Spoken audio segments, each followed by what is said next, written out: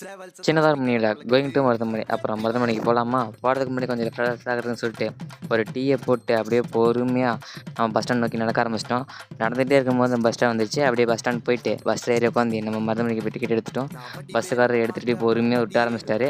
நம்ம மலைக்கு பக்கமாக போனதும் சார் என்னென்னு தெரில, முருகர் நம்மளை பார்த்ததில் லைட்டாக ஃபீல் பண்ணிட்டாரு போல், மழை பிடிச்சிச்சு.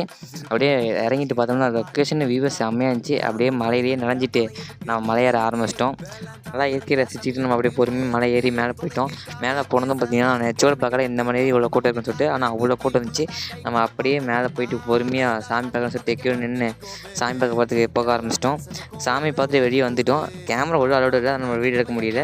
வெளியே வந்தது கொஞ்ச நேரம் அப்படியே பீஸ்ஃபுல்லாக உட்காந்து வேடிக்கை பார்த்துட்டு நம்ம அப்படியே மக்களாக உட்காந்து நல்லா ஒரு அமைதியாக இருந்துச்சு. இப்போ தான் புரிஞ்சுது முருகர் கோச்சிட்டு வந்து மலை மேலே ஏறி வந்தாருன்னு. அப்படியே மலை மேலே பார்த்தீங்கன்னா வியூவிலேருந்து அப்படியே லொக்கேஷன் வரைக்கும் அப்படியே ஒரு செம்மையாக இருந்துச்சு. காற்று நல்லா ஜில்லுன்னு அடிச்சுட்டு ஒரு பீஸ்ஃபுல்லான மைண்ட் செட். அதனால நம்ம முருகர் கோச்சிட்டு வந்து மலை மேலே கொண்டாரு போல்.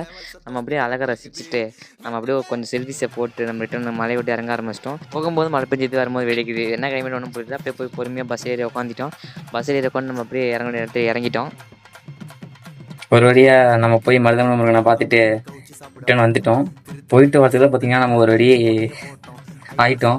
ஏன்னா போகும்போது மழை பெய்யுது, வரும்போது வெடி அடிக்குது, என்ன கிளைமேட் போகுதுன்னே நம்மளால கணிக்க முடியல. அப்படி ஒரு கிளைமேட்டு.